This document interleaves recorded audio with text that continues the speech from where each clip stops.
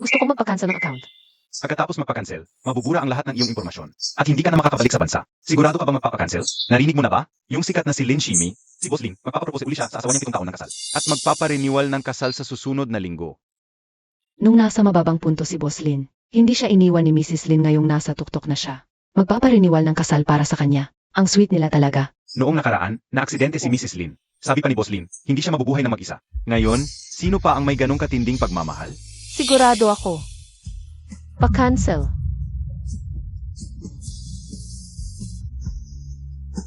Akala ko. Magkakasama kami ni Lin Shimei hanggang pagtanda. Pero simula nung aksidente, wala na ang lahat. Ed, congratulations. Kung malaman ni Kuya na buntis ka, Magiging masaya siya.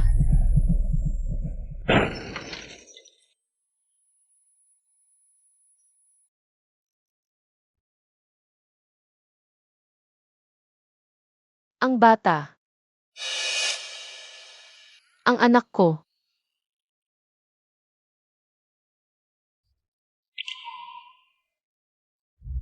Ang anak ko. pasensya na, Miss Lee, dahil hindi agad na idala sa ospital. Nag-miscarriage ang iyong anak. Nawala ang anak ko.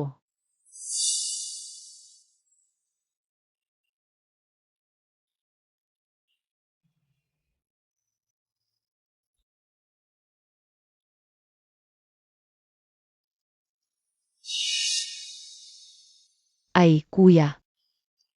Ang sama mo. Pinsan.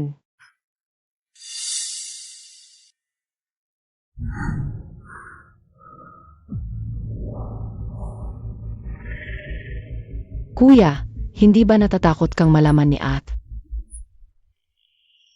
Ang asawa kong 7 taon talagang nag-shade sa kapatid ko. Miss, ito ang divorce papers na hinihiling mo.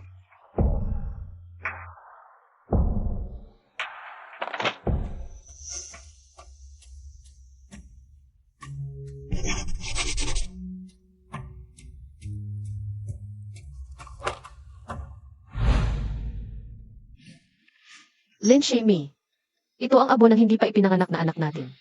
Hindi ko alam kung ano ang magiging reaksyon mo. Kapag nakita mo ito,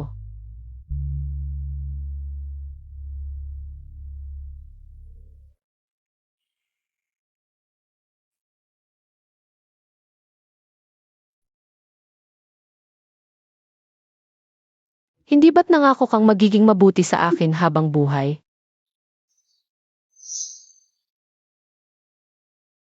Siyang-siyang. Mahal kita. Kahit wala akong anuman ngayon, may puso akong puno ng pagmamahal para sa'yo. Kaya gusto kong itanong sa'yo, pakakasalan mo ba ako? Siyang-siyang kapag kumita na ako ng pera. Bibilhan kita ng malaking bahay.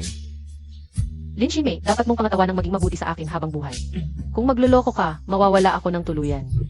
Hindi kita kailanman patatawarin.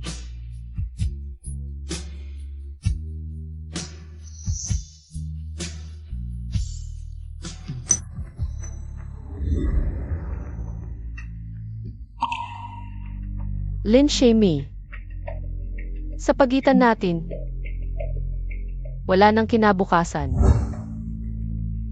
Mahal, anong nangyari sa'yo? Wala naman. Kasalanan ko to, sobrang abala ako nitong mga nakaraang araw. Hindi kita naalagaan ng maayos. Ikaw, Talaga bang nagtatrabaho ka? Siyempre naman, mahal ang kasal natin. 6 na araw na lang magsisimula na, di ba? Ako, 6 na araw na akong nagbabantay sa lugar ng kasal natin. pasensya na, mahal ko, nagkamali ako. Ito para sa'yo. Ano to? Anibersaryo ng kasal natin, nakalimutan mo.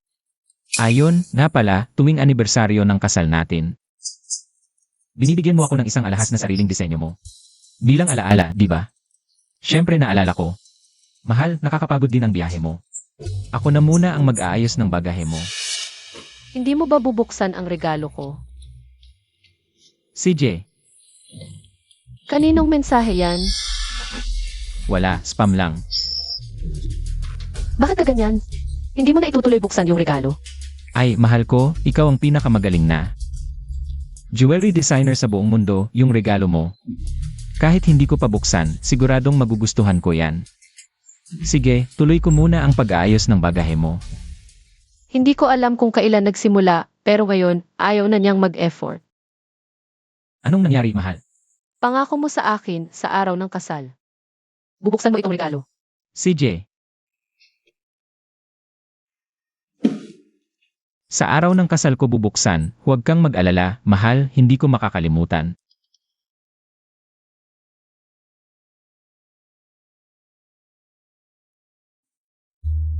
Lin Shemi, ito ba ang sinasabi mong pagbabantay sa lugar ng kasal?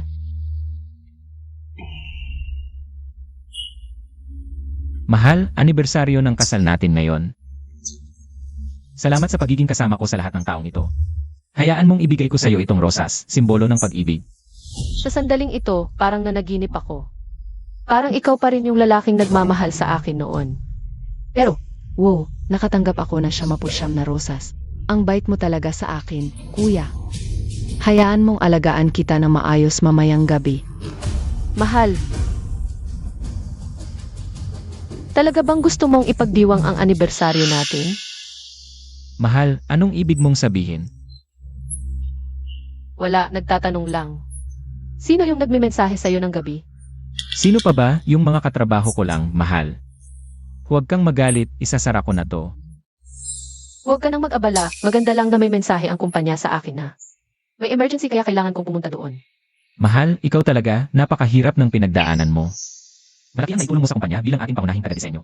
Dapat kang umuwi ng mas maaga.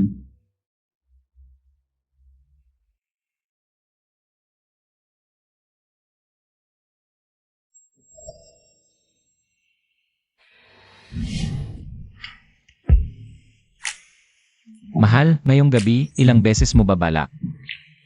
Bayaw, ito ay bahay ng kasal mo at ng ate mo. Paano kung malaman ito ng ate mo? Ano ang gagawin?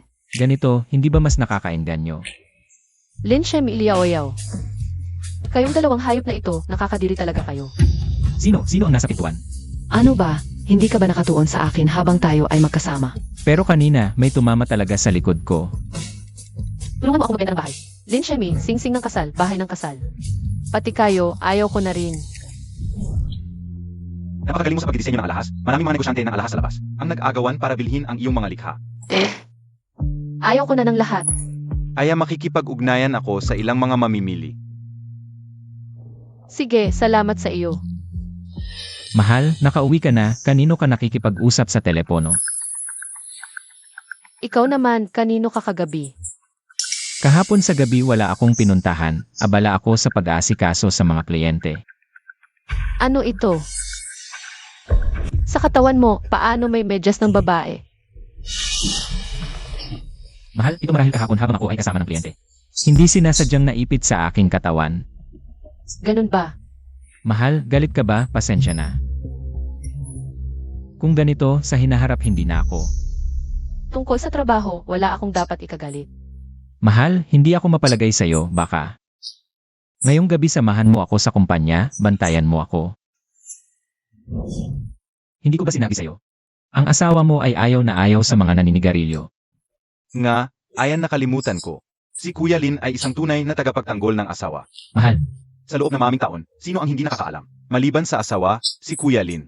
Walang ibang babae ang maaring lumapit sa kanya. ang asawa ko, noong wala pa akong anuman, ay kasama ko. Siyempre, hindi ko siya pahihirapan. May ilang mamimili na gustong bumili ng alahas, ay seset ko ng oras para sa iyo. Sige, may gagawin pa ako. Tapusin ko na muna. Alahas, anong alahas ang bibilhin? Siyempre, yan ang ate mo. May bagong disenyo na naman para sa iyo, Lin. Ang ganda at galing ng ate mo, Lin. Nainggit talaga ako sa'yo. Mahal. 4 na araw na lang, kasal na natin. Matutupad na rin ang pangarap ko noon. Tingnan mo ang singsing natin. Nasaan ang singsing mo? Wala. Tipid kasi si ate. Baka mawala ang singsing. Sayang naman ang pera mo, Lin. Mahal, wala kang suot. Susunod na lang, kung mawala, bibili tayo ulit. Marami naman tayong pera ngayon. Sige, mag-car lang ako.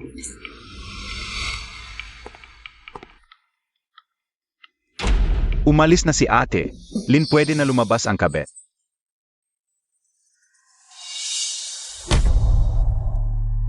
Ang tagal, mahal. Ang tagal nyo, mamatay na ako sa pag-aantay. Ang tapang mo, Lin, di ka natatakot na bumalik si ate. Di, may nagbabantay sa kanya. Di siya makakabalik agad at saka.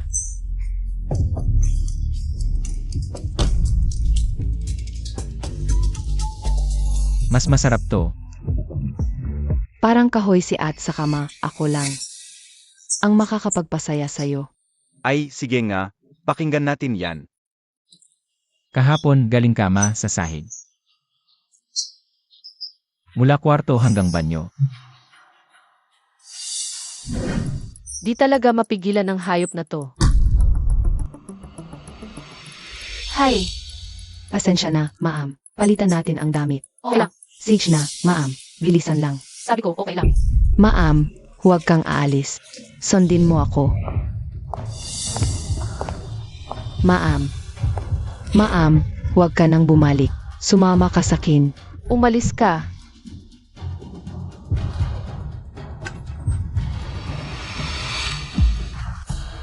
Mahal, bumalik ka na. Ano nangyari sa damit mo? Wala. May na-aksidente lang. Ay, Uuwi na ako para magpalit. Sige ka muna. mahal, anong nangyari? Wala.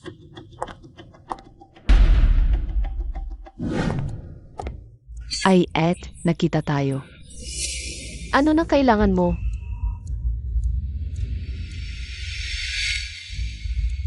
Alam kong nakita mo. Sinadya kong iwan ang panty ko. Buntis ako sa anak ni Kuya. Ano ang sinabi mo? Ilang araw lang ang nakalipas, nararamdaman ko pa siyang sumisipa sa akin. Ang bata sa tiyan mo ay malakas ang tama sa aksidente. Kung mas maagang nadala sa ospital, baka may pag-asa pa. Patay na ang anak mo, pero ako ay buntis. Pipiliin ako ng bayaw mo, kaya mas mabuting sumuko ka na lang. Tumahimik ka. Subukan mo banggitin ang anak ko ulit. Matagal nang hindi ka mahal ng bayaw mo, parang kahoy ka sa kama. Nagsasawa na si Lin Shamey. Huwag kang umalis, Ed. Hindi pa ako tapos magsalita. Ako, si Bayaw. Sa inyong upahan, sa bagong bahay, sa sasakyan ng kasal. Nagawa na namin. Tumahimik ka. Tingnan mo ang sarili mo. Saan ka ba nakakapantay sa akin? Matanda at pangit. Karapat dapat kang manakawan ng asawa. Ano ang nangyari, Kuya Lin? Parang may masamang pakiramdam ako. Kailangan kong ihatid ang asawa ko. Kuya Lin, masyado kang nagpasarap, kaya natatakot ka ngayon. Wala akong pakialam. Ilang beses na ba kayong natulog ni Lin Shamey? Kahit na 4 na araw pa ang lumipas. Gusto mong pumalit sa akin para pakasalan si Lin Shamey. Wala rin akong pakialam at si Lin Shamey. Parang walang balak na gawing legal ang relasyon mo. Ikaw. Huwag kang umalis. Ano ang ginagawa niyo? Mahal? Yaw-yaw. Ang swerte naman, Bayaw, nandito ka rin pala. Ang swerte nga. Mahal, bakit kasama mo ang pinsan? Sabi niya buntis siya. Sino ang ama ng bata? Mahal, makinig ka sa akin. Sabi niya naghihintay siya sa ama ng bata. Bakit ka kinakabahan? Mahal, Nag-aalala lang ako sa'yo, gabi na kasi. Ang sweet ninyo ni Ed, hindi tulad ng boyfriend ko. Kahit binibilhan ako ng bahay at kotse, laging walang oras sa akin. Gayon lang nagkaroon ng oras. kailangan bang hintayin natin dito ang boyfriend mo? Huwag. Mahal, papapuntahin ko ang driver para sunduin ka. Hindi na, Lin Shamey. Ayaw ko ng gamit na ng iba. Mahal, binili ko ang paborito mong cake.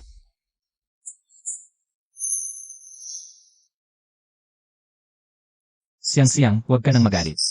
Binili ko nga ang paborito mong cake. Patawarin na kita ngayon, pero kapag may susunod pa, maghintay ka. Alam ko na, ang aming siyang-siyang ang pinakamabait ang ugali. Tuwing magagalit lang. Bibili lang ng paborito mong maliit na cake, ayos na. Lin Shamey, wala ka talagang anumang bagay na itinatago sa akin. Lin Shamey, wala ka talagang anumang bagay na itinatago sa akin. Ako, Kung hindi dahil sa pagkakonsensya, bakit mo ako binilhan ng maliit na cake? mahal, syempre dahil gusto mo. Kaya kita binilhan. E di salamat sa iyo. Mahal, may konting bagay sa pabrika. Kailangan kong pumunta doon. Hindi na kita sasamahan ha.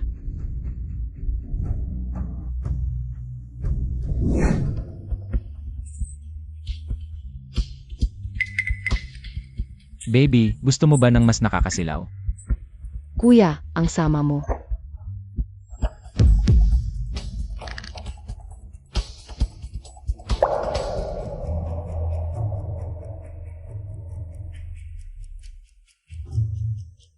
Hindi ba gusto mo ng thrill? Sige, dagdagan natin kayo ng magandang bagay. Ang laro ng dalawang to, ang Wild. Naririnig ko, naglalaro sila ng car sex. Pero hindi alam kung ano ang nangyari. Ginamit ang super glue bilang lubricant. Totoo ba yan? Totoo talaga. Naririnig ko, nang dalhin sila sa ambulansya. Magadikit pa rin yung ilalim nila. Sa panahon ngayon, may hindi pa rin nakakaalam ng pagkakaiba ng lubricant at pandikit. Nakakahiya talaga. Sino mang magsismis pa, pupunitin ko ang bibig niya. Tumahimik ka. Hindi pa ba sa katangahiyan? Kuya, hindi ko alam kung paano nangyari ito. Kuya, 321. Lakasan mo. Ano ang lasa ng super glue? Sobrang thrilling, di ba? ang lakas ng kuya ngayon, gumamit ng ngalong kahon ng kondom. Mahal, 2 araw na business trip, makakauwi ako sa araw ng kasal. Ibaba mo yan. Business trip. Kayong mag-asawang hayop. Hindi masarap ang lasa ng super glue, di ba? Sa makalawa na ang kasal ninyo. Natatakot si kuya na mainggit ako. Binilhan niya ako ng singsing na kapareho ng sayo. Lin Shemi, nakakadiri ka talaga. Ate, sabi ko kay kuya, hindi ba ito pwedeng ituring na ikinasal na rin kami?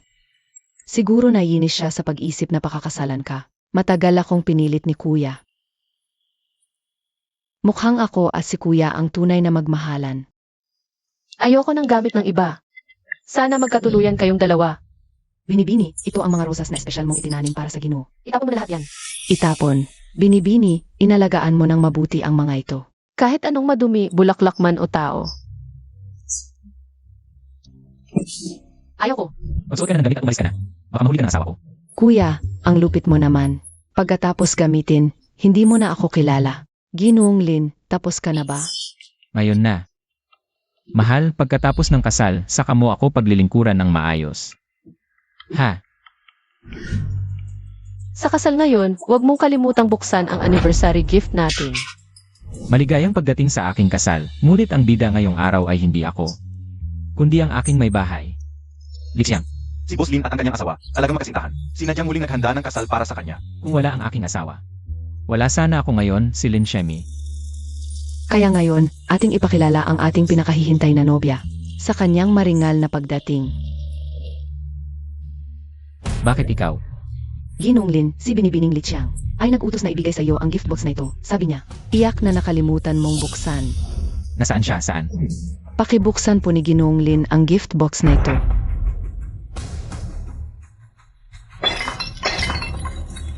Tatanungin kita sa huling pagkakataon, nasaan siya? Ano ba yun? Ano ito? Hindi mo ba nakikilala, Boss Lin? Iyon ang abo ng iyong namatay na anak. Anong anak? Buntis na sana ang binibini, ngunit sa aksidente noon. Pinili mong iligtas si Liao Yao, ikaw.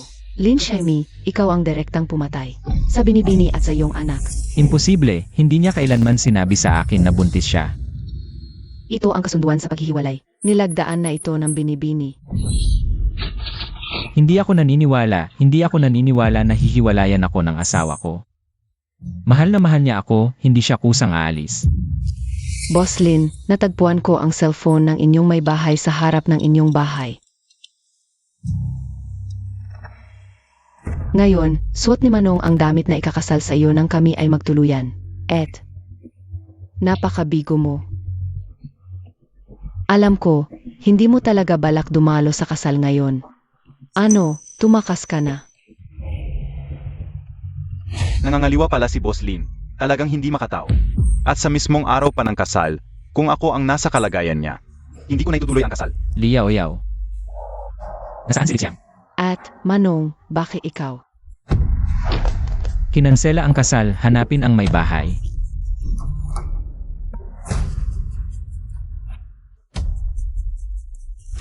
Lin Shemi, minsan kang nanumpa. Namamahalin mo ako habang buhay at magiging tanging pamilya ko. Ngunit nilabag mo ang iyong pangako.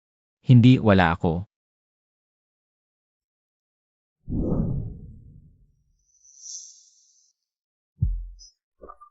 Ingat.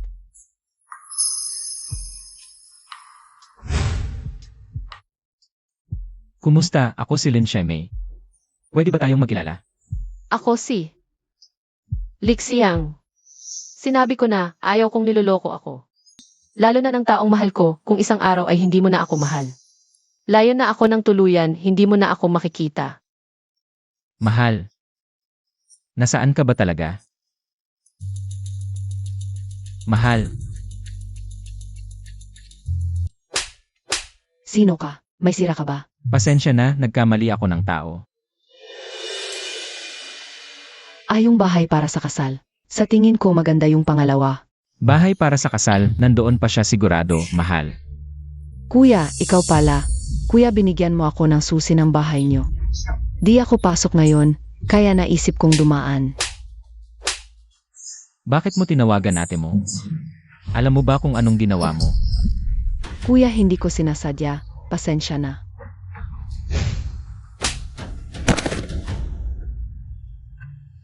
Ayoko lang na may ibang babae sa tabi mo. Sinabi ko na ba sa'yo? Huwag mong sasabihin sa ate mo ang tungkol sa atin, yaw-yaw. Binabaliwala mo lang ba ang sinasabi ko? Ayoko lang na walang ama ang anak ko pagkapanganak. Boss Lin, nalaman ko na nag-book si Mrs. ng flight papuntang ibang bansa. Alis na ang flight na ito sa loob ng 0 minuto. Hindi na tayo abot, umalis na ng bansa at ko. Hindi ka niya mahal, pwede bang huwag kang umalis? Umalis ka. Ay book mo ang pinakamaagang flight papuntang China bukas. Kahit kailangan kong hukayin ng lupa, hahanapin ko siya. Opo. At ikaw? Nag-isip ka ng hindi mo dapat iniisip, simulat sa pool, ang asawa ko. Si Lixiang lang ang dapat. Dalhin mo siya para magpabor. Huwag. Lin Shimi, hindi mo pwedeng gawin ito sa akin.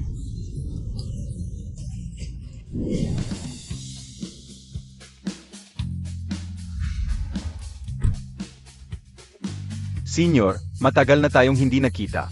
Lucien, bakit ka nandito? Dumating ako para lang sa iyo. Para sa iyo? Yung mga alahas na idinisenyo mo para sa Lin, lahat sold out. Yung mga boss, nung narinig na umalis ka. Siksikan sila pa makontak ka.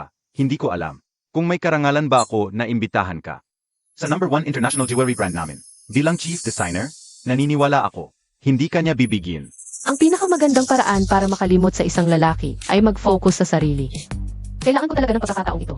saan ka pupunta? Ate, hatid kita. Sige, salamat na lang.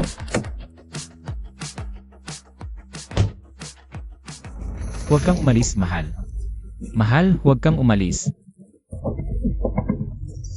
Mahal, mahal.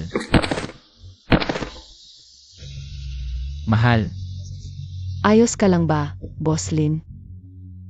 mag-issue ng reward sa lahat ng advertiser sa buong China. Gusto kong malaman kung nasaan si Lixiang. Sige. Pasensya na, biglang binawi ng landlord. Pero nakahanap na ako ng bagong bahay. Aalis na ako agad. Okay lang, dito ka tumira hanggat gusto mo. Nga pala.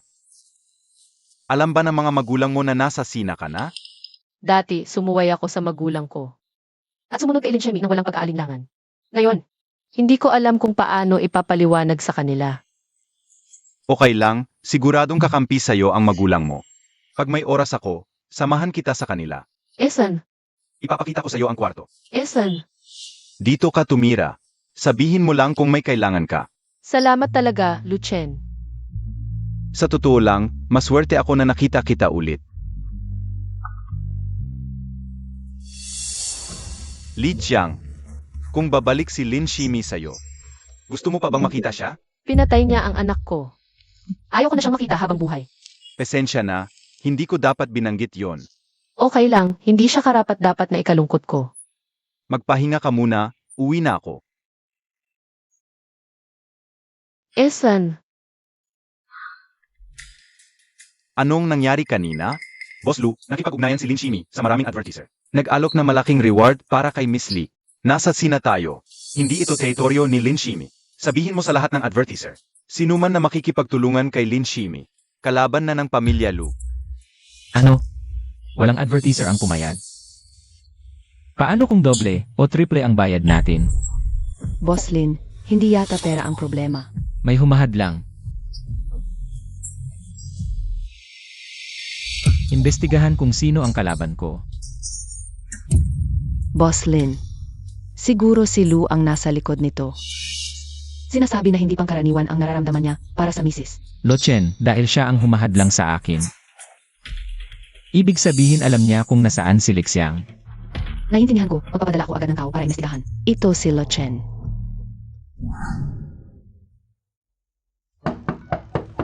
Sino siya? Mahal, nahanap na kita, nandito ka nga. Mahal, Huwag mo akong tawaging mahal, Lin Shemi. Ano pa ang hinahanap mo sa akin? siyang-siyang, alam kong nagkamali ako. Hindi dapat ako nagtaksil, hindi dapat ako nakipag-ugnayan sa ibang babae. Wala na yan sa akin. Mahal, pinapunta ko si Yao Yao para ipangkat ang bata, ipinapangako ko sa'yo. Mula ngayon, hindi na ako hahanap sa kanya. Bitawan mo ako, Lin Shemi, kahit anong gawin mo. Patay na ang anak ko, abo at kasunduan sa diborsyo. Natanggap mo na, wala nang pag-asa sa pagitan natin. Hindi ako sang-ayon hanggat hindi ako pumipirma sa kasunduan sa diborsyo. Lehitimong mag-asawa pa rin tayo. Hindi mahalaga kung sang-ayon ka o hindi, kinansela ko na ang pagkakakilanlan ko. Wala nang liksi ang sa mundong ito. Hindi. Mahal, alam kong dahil pa rin sa nangyari sa bata. Galit ka pa rin sa akin, di ba? Mag-ayos tayo. Tiyak na magkakaanak pa tayo sa hinaharap. Bitawan mo ako. Mahal, nakikiusap ako sa'yo hanggat hindi mo ako iiwan. Gagawin ko ang kahit ano para sa'yo. Lin Shemi ang pagitan natin. Tapos na. Mahal, tingnan mo, binilhan kita ng paborito mong maliit na cake.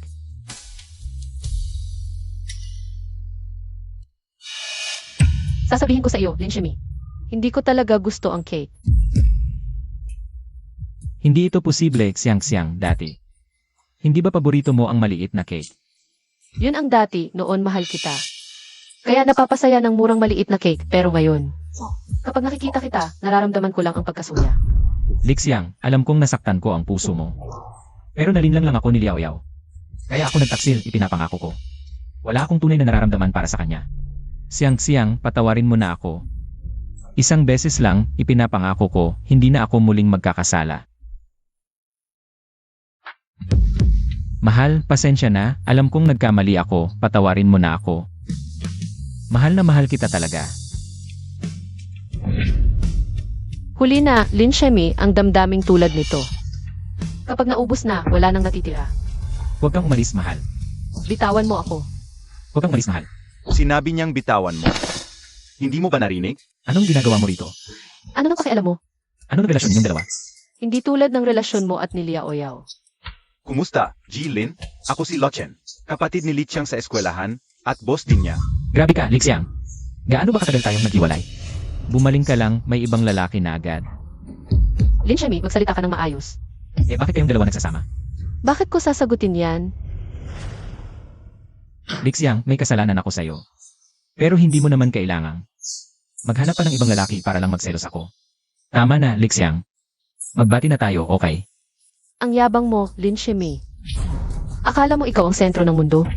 Ulitin ko, wala nang pag-asa sa atin. Lumabas ka na. Ayaw ko. Sinabing umalis ka. Hindi mo ba narinig? Umalis ka na.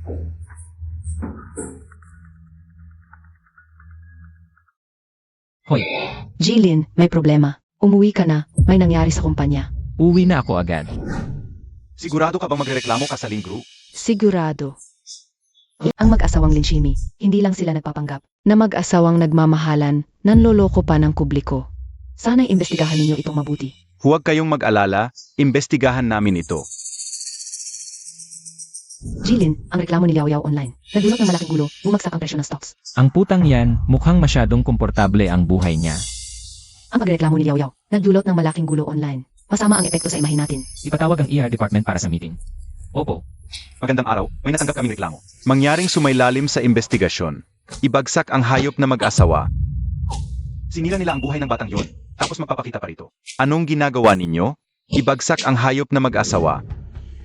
Ayos ka lang, ibagsak ang hayop na mag-asawa. Sinira nila ang buhay ng batang yon, tapos magpapakita pa rito sa ating bansa. Nawalan na sila ng ulo ngayon. Wala kang maayos kung lalabas ka. Pero biktima ka nga. Miss Li Qiang ba ito? Nakasuhan ang Lin Group ng tax evasion. Iniimbestigahan sila ngayon. Bilang executive ng kumpanya, kailangan mong sumama sa investigasyon. Pero nasa ibang bansa na ako at saka. Nag-resign na ako sa Lin Group. Dahil may kinalaman sa ilang nakaraang issue sa accounting, kailangan mong bumalik ng personal para sumama sa investigasyon. Sige na nga, Ano nangyari? mukhang kailangan kong umuwi ng bansa. Samahan kita. Esan, Salamat sa kooperasyon ninyong dalawa. Bukas matatapos na ang lahat ng investigasyon kay Lin Shimi. Maghintay na lang kayo sa bahay. Siyang-siyang, alam ko na ang lahat tungkol sa inyong dalawa. Kasalanan ng pamilya namin ito, anak. Tita, huwag ninyong sabihin iyon. Si Lin Shimi lang ang may kasalanan. Siyang-siyang, ikaw si Shaimi. Hindi ba talaga kaya? Tita, desidido na ako. Sage, napakagandang manugang sana. Wala lang talagang swerte ang pamilya namin. Yang si Lin Shaimi na yan, tarantado. Ngayon, babarilin kita ng husto. Si Lin Shaimi, presidente ng Lin Group, kamakailan ay nahatulan ng tax evasion at pinagmulta ng 200 milyong piso. Sino yan? Miss Lee, sumama kayo sa amin. Sino kayo? Tumigil ka. Nakasagasa ka sa maling tao. Bitawan ninyo ako. Pakawalan ninyo ako. Aray,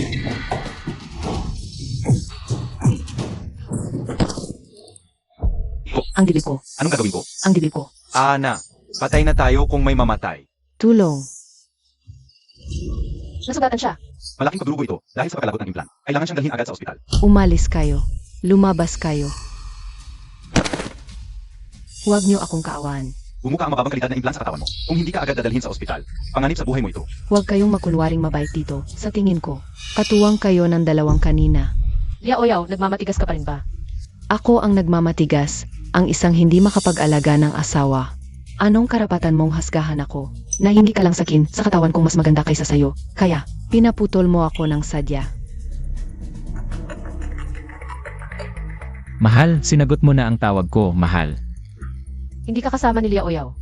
Huwag banggitin ang babaeng yon, mahal, huwag kang mag-alala. Pinaparusahan ko na siya, hindi na yon. Makakagambala sa atin. Sa tingin mo pa rin ba, ako ang sumira sa iyo? Kung ayos ka lang, aalis na ako. Ate, patawarin mo ako. Naiinggit ako sa'yo noon pa. Naligaw ako ang sumira sa buhay mo. Hindi ako ang sinira mo, kundi ang sarili mo. Palagi kang mabait sa akin, kasalanan ko. Nananiwala sa gago ng Lin Shimi. 3 minuto ang nakalipas. Nag-post si Liao Yao online. Ilang niya siya ang naaraw. Sayo at Lin Shimi. Lumuhod. Lin Shimi, mula pagkabata, yan ang turo ko sa'yo. Sabi ko sa'yo, makinig sa asawa. Ang umiibig sa asawa ang yayaman. Tingnan mo ang mga gulo mo, yan ang kapalit. Inay, ako ang may kasalanan, nasaktan ko si Lixiang. Kung hindi kita paparusahan, hindi ka matututo, kailangan ng parusa.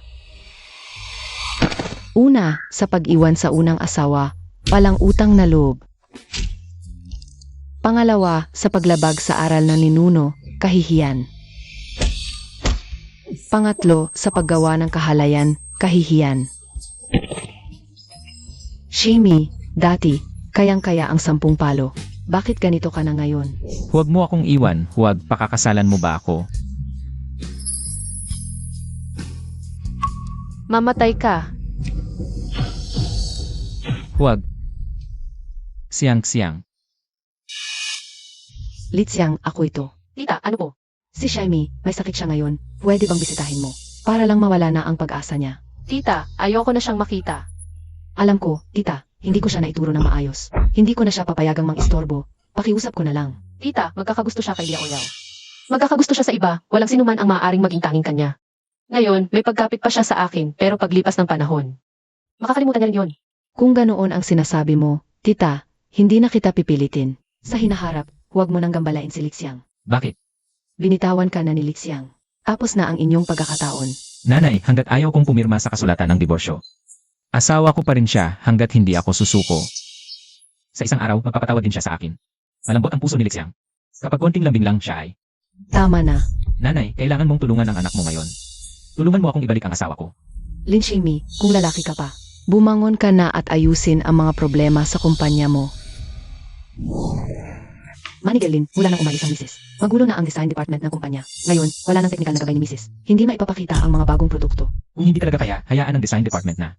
Kunin ang mga alahas na ibigay niya sa akin tuwing anibersaryo ng kasal. Gamitin yon bilang bagong koleksyon para lang sa emergency. Ito, pero, Pero ano? dinala ni misis ang lahat ng alahas na espesyal na disenyo para sa tuwing anibersaryo. Kasama na ang mga eksklusibong orihinal na drawing. Binili na ng ibang kumpanya ng napakataas na halaga. Ano ang sinasabi mo? Di ba dapat pumunta ka kahit magkano ang gastos? Bilhin mo ulit ang mga alahas na yon para sa akin. Sage, Manager Lin, Tumigil ka, saan galing ang mga rose seedling na hawak mo? ito ay, bago umalis si misis. Bunutin niya ang lahat ng rosas sa bakuran. Ito na lang ang natitirang ilang piraso. Bunutin niya ang lahat ng rose seedling na itinanim namin dati. Manager Lin.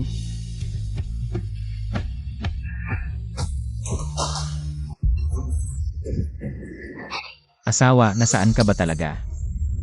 Manager Lin, anong nangyari sa'yo? Bumangon ka. Asawa. Lixiang. Manager Lin.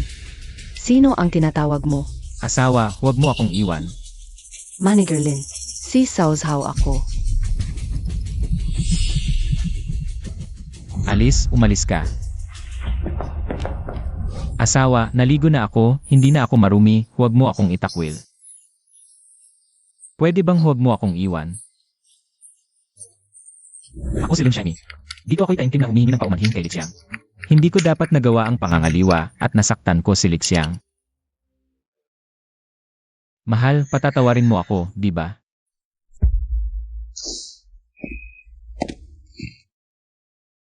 Araw-araw ngayon si Lin Shimi ay nagpo-post online ng liham ng pag-amin. Sa tingin ko, gustong gawin niyang panggulo ang opinyon ng publiko para ma-pressure ka. Nakita ko na. Balak mo pa bang makipagkita sa kanya para linawin ang lahat? Isang beses kang nandaya, hindi ka na kailangan pa. Ano man ang sabihin niya. O gawin, wala na yun sa akin. Pero kung magpapatuloy ito, natatakot ako baka magkagulo ulit tulad ng dati. Wala yan. Ganyan lang talaga siya. Dati. Nakaka-touch pa. Ngayon. Nakakatawa na lang. Anong plano mo? Ngayon? Siyempre, babalik ako sa China.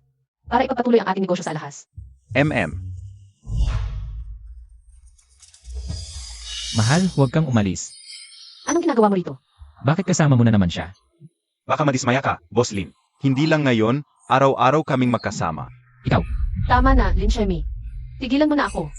Mahal, binili ko lahat ng alahas na dinisenyo mo para sa akin. Balikan na lang natin ang dati, sige na.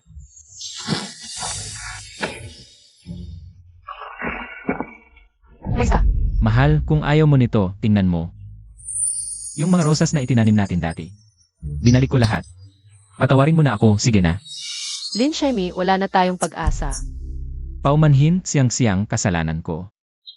Ngayon ko lang nalaman kung gaano kakabuti sa akin noon. Bulag ako.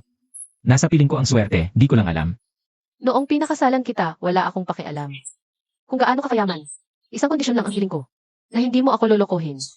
Ang pinakaayaw ko sa buhay ay ang pangangaliwa at pagtataksil. Alam ko, siyang-siyang. Pakiusap, bigyan mo pa ako ng isang pagkakataon. Binigyan na kita ng pagkakataon. Noong nasa bahay, nang inilabas mo ang maliit na cake, tinanong kita. Ikaw mismo ang pumili na hindi umamin. Ano? Hindi mo alam. Ayaw mo lang maniwala sa tingin mo lang. Makakalusot ka, sa bahay ayos lang. Sa labas ay may iba, Hindi yan, siyang-siyang. dahil pinili mong magtaksil sa moralidad. Kailangan mong harapin ang kahihinatnan.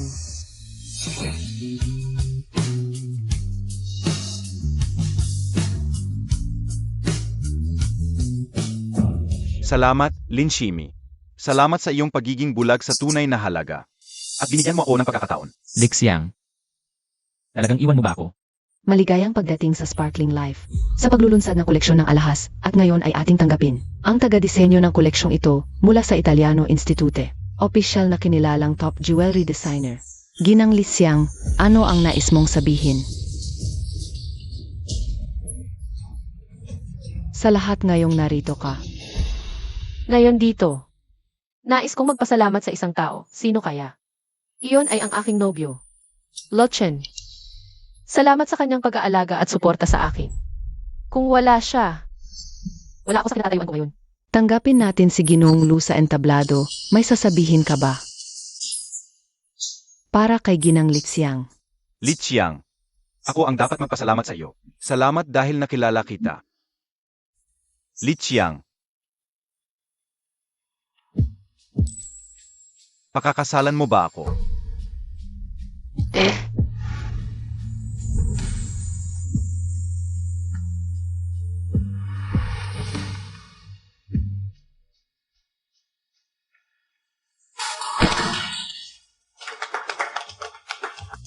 Hindi.